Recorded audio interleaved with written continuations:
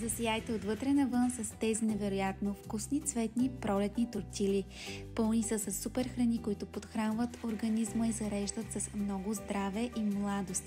Както видяхте, използвам големи листа от спанак, а вие може да използвате по желание листа от манголд, от кейл, различно зеле, зелена салата, каквото харесвате. Поставям за плънка абсолютно всякакви зеленчуци, които имах в хладилника. Както виждате, червена калифорнийска чушка, слагам морков, авокадо, чери доматчета, получи се чудесна комбинация.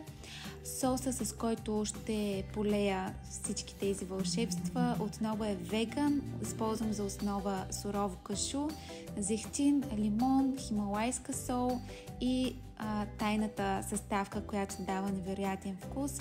Това е босилека, който ви съветвам да не пропускате в соса. Станаха наистина божествено вкусни и са огромна наслада. Опитайте и се насладете и се заредете с много здраве, пролет и земна сила.